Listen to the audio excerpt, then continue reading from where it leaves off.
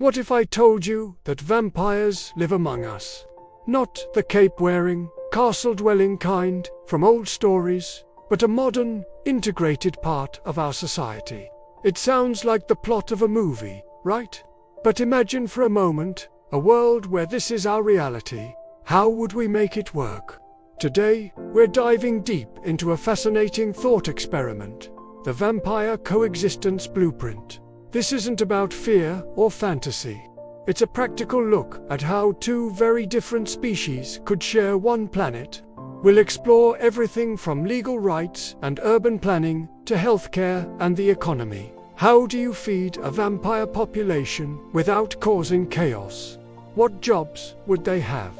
Could a human and a vampire be neighbors, colleagues, or even friends? The answers might surprise you. So, grab a drink, maybe something red, and let us design a world where humans and vampires don't just survive together, but thrive together. First things first, let's talk about the foundation of any peaceful society: law and order. For humans and vampires to coexist, we'd need a complete overhaul of our legal systems. We can't just apply human laws to beings who are immortal and have supernatural abilities. The first step would be establishing personhood for vampires.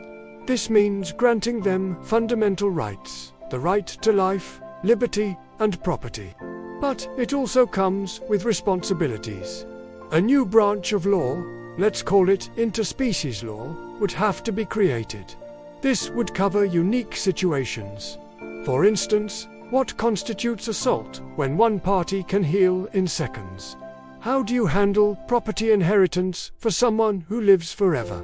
These aren't just philosophical questions, they're practical problems that need solutions. We might see specialized courts with both human and vampire judges to ensure fair trials.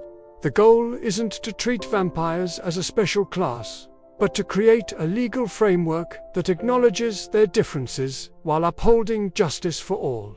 It's a massive undertaking, but it's the bedrock upon which everything else is built. Without legal equality, true coexistence is impossible. With a legal framework in place, let's move on to the most pressing issue: the food source. This is the elephant, or perhaps the bat in the room. The traditional image of vampires hunting humans is simply not sustainable for a functioning society. It would lead to chaos, fear, and ultimate conflict. So, what's the alternative? The solution lies in science and logistics. We'd need to establish a system of ethically sourced synthetic blood or donated blood.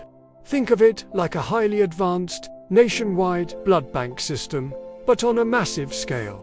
Blood donation drives would become more critical than ever, with campaigns highlighting how a single donation could support both human medical needs and sustain a vampire citizen. For the synthetic option, imagine biotech companies pioneering the mass production of a nutritional blood substitute. This product would be regulated, safe, and readily available, sold in specialized stores or even delivered like groceries. This approach turns a potential source of conflict into a controlled, regulated industry. It provides vampires with a stable food supply, eliminates the predatory aspect of their nature, and ensures human safety. It's a win-win that transforms a biological necessity into a simple matter of logistics. Now that everyone is safe and fed, where does everyone live? Urban planning would need a radical rethink. Our cities are designed for diurnal life, for people who are active during the day. A coexistent society would need to become a 24-hour city in the truest sense. This means extending public transport schedules, ensuring retail and essential services are open around the clock, and creating infrastructure that caters to both nocturnal and diurnal citizens. We might see the rise of sun-free zones, or indoor public squares, large, beautifully designed spaces shielded from direct sunlight, allowing vampires to socialize and shop during daylight hours. Housing would also adapt. New buildings might feature apartments with advanced UV filtering windows or even entire floors designed for nocturnal residents. But it's not about segregation. The key is integration. Parks could have sections with heavy canopy cover for daytime use by vampires, and nightlife would become a central part of the city's culture and economy, not just an afterthought. The goal is a city that feels alive and accessible to everyone, no matter when their day begins. This creates a vibrant, dynamic environment where chance encounters and shared experiences between humans and vampires can happen naturally. Let's talk about the economy. What jobs would vampires do? With immortality and centuries of experience, vampires would be an incredible asset to the workforce. Imagine a historian who actually lived through the events they teach, or a master craftsman who has honed their skill over generations. Their longevity would make them ideal for roles requiring long-term vision and dedication, like urban planning, archival work, or scientific research that spans decades. And what about the night shift? Industries that operate 24/7, such as logistics, emergency services, security, and healthcare, would see a surge in highly capable nocturnal workers. This would solve the age-old problem of filling undesirable night shifts and boost productivity across the board. Furthermore, new industries would emerge. Think of synthetic blood production, specialized architecture, or even tourism centered around vampire culture and history. Instead of being a drain on resources, the vampire population would become a powerful engine for economic growth, innovation, and diversification. Their unique abilities and perspective would enrich our world in ways we can't even begin to imagine, creating opportunities for everyone. Healthcare is another fascinating area. How do you provide medical care for two species with completely different biologies? We'd need integrated medical facilities with specialized wings. One wing for human medicine, and another for what we could call vampiric physiology. Medical schools would have to introduce new curriculums, training doctors and nurses to understand and treat vampire-specific conditions. What happens when a vampire gets the flu? How do their bodies react to modern medicines? Their regenerative abilities could also revolutionize human medicine. Studying their cellular repair mechanisms could lead to breakthroughs in treating injuries, diseases, and even aging in humans. This creates a symbiotic relationship. Humans provide the blood supply, and in return, vampire biology could hold the key to longer, healthier lives for humanity. Emergency services would also need specialized training. Paramedics would learn to identify and provide initial care for both species at the scene of an accident. It's a complex challenge, but the potential for mutual benefit is immense.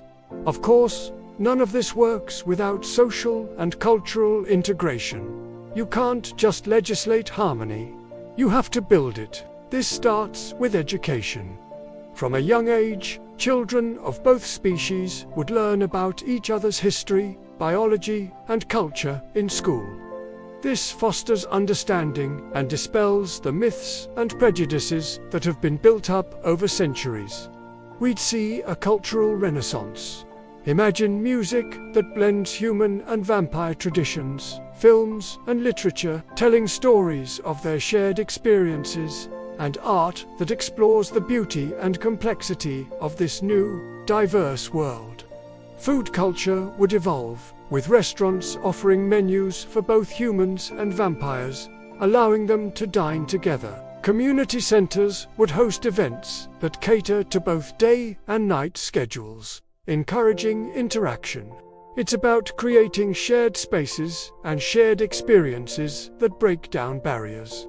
The goal is to move from a state of simple tolerance to one of genuine appreciation and friendship, where a person's species is just one part of their identity, not the defining feature. So, could this vampire coexistence blueprint actually work? It's a monumental challenge, no doubt. It would require unprecedented levels of cooperation, innovation, and empathy. We'd have to rewrite our laws, rebuild our cities, and rethink the very fabric of our society. But when you break it down, the principles are universal. It's about ensuring safety, providing for basic needs, creating equal opportunities, and fostering mutual respect. These are the same challenges we face today in our own beautifully diverse human world. This thought experiment isn't just a fun piece of fiction. It's a lens through which we can examine our own capacity for acceptance and change. It pushes us to imagine a better, more inclusive future. And who knows, maybe the lessons we learn from imagining a world with vampires could help us build a better world for ourselves. What do you think? What's the biggest challenge we missed? What other solutions can you imagine? Let us know your thoughts in the comments below. We'd love to hear your ideas on how to make this blueprint even better. Building a new world takes everyone. So let's continue the conversation. Thanks for watching, and if you enjoyed this journey into a world of coexistence, don't forget to like, subscribe, and hit that notification bell for more explorations into the what-ifs that shape our world. See you next time.